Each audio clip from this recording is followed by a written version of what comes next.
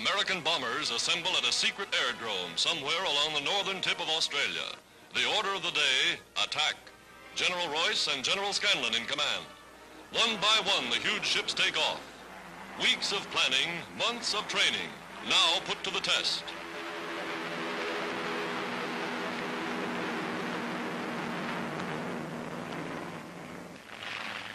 Fast pursuit planes roar down the strip and zoom aloft at incredible speed. These are the fighters of the air fleet. Daily they go up, and daily they land. From the looks of the bullet holes, some of them have made contact with the enemy. Battle scars that show that American ships are built to take plenty of punishment.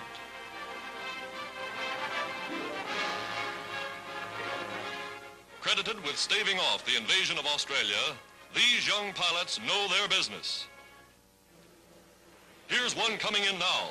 His landing gear jammed by Japanese bullets. He's forced to make a crash landing.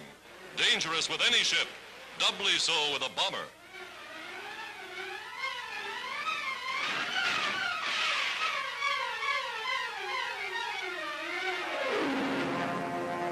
And he does a perfect job. All hands aboard safe and sound. The pilot is congratulated by the general and mentioned in official dispatches.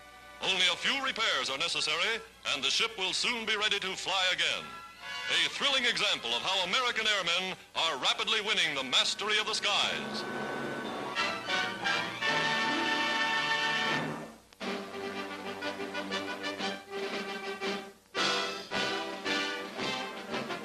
America honors Army nurses who served under fire in the Philippines.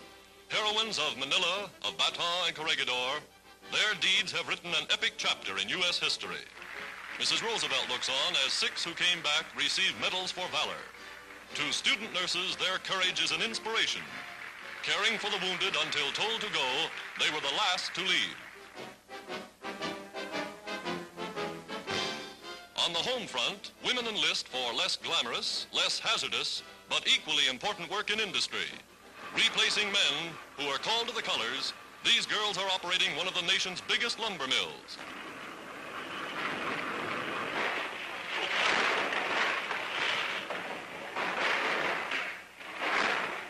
Today, women in overalls, women in war jobs, are to be found throughout the length and breadth of America.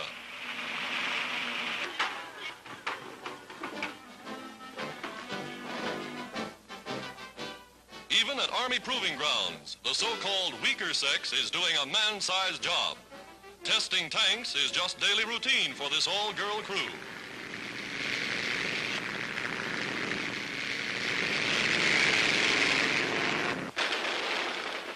On the firing range, they try out the latest machine guns. A 50-millimeter aerial defense weapon with plenty of kick. Manning anti-aircraft batteries, they feed shells and fire them with clockwork precision.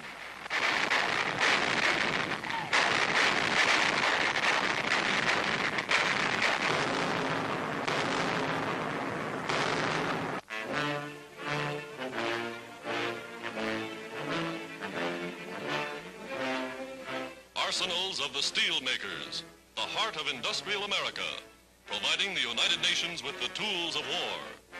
Here in the giant furnaces of Chicago, of Detroit, Cleveland, Buffalo, Pittsburgh, America is producing more steel than the rest of the world combined. Now geared solely for the production of steel for war, the mills are rolling 24 hours a day, 7 days every week.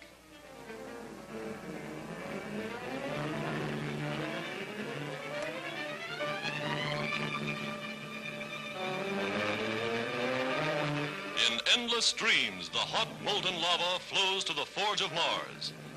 Out on the Great Lakes and to the mountain ranges beyond, mammoth carriers race to keep up with the mill's demand for iron ore.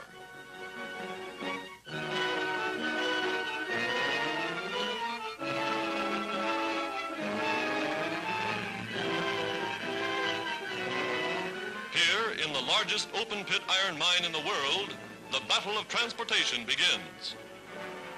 Digging a man-made canyon a mile wide and 2.5 miles long with electric shovels weighing 3/4 of a million pounds.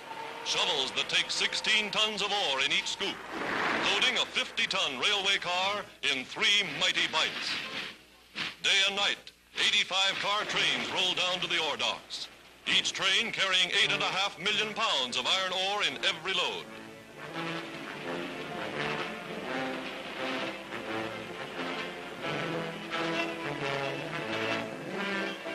Below the massive trestle, ore bins yawning wide, the lake freighters await their cargoes.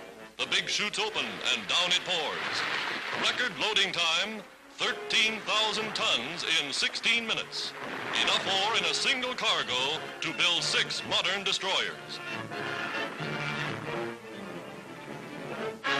Out into the broad waters of Lake Superior, the carriers begin to move.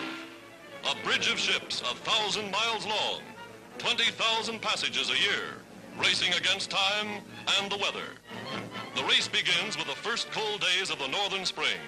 For in 8 months, the freighters must haul enough ore to keep the steel mills working through the entire year.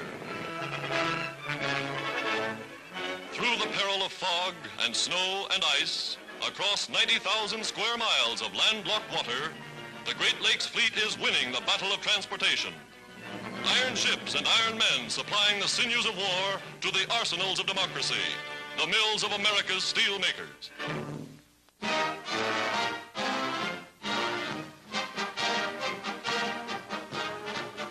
Tennis fans the world over hail Donald Budge and Bobby Riggs as 2 of the greatest exponents of the game.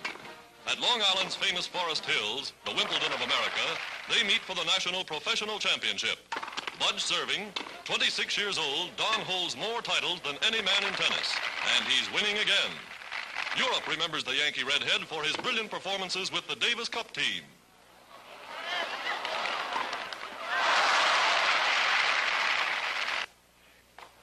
Riggs serving, and today he's no match for the champion.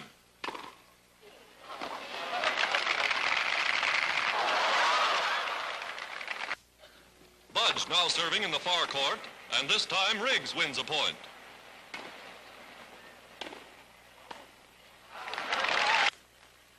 But Budge has 2 sets, and he's taking the title with 3 in a row. Undisputed master of the courts.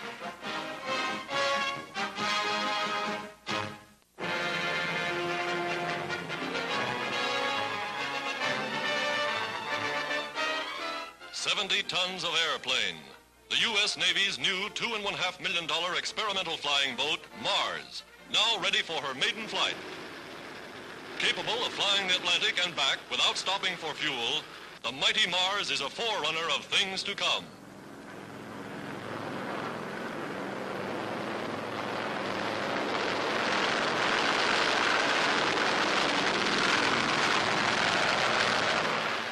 The contrast between a Navy patrol bomber and the giant amphibian is striking.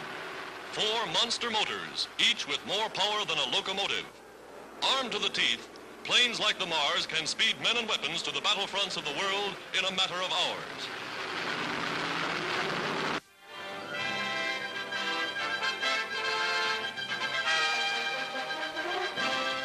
Canada's answer to Nazi U-boat sinkings. First films of the Dominion's fast new fleet of submarine chasers in action. Picking up a convoy, they test their new anti-submarine gun.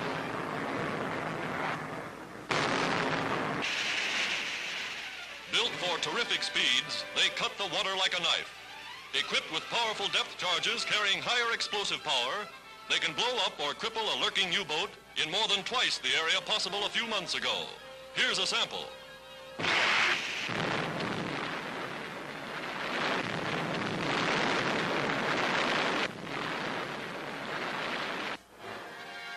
And in 30 seconds, another's ready to go over the side.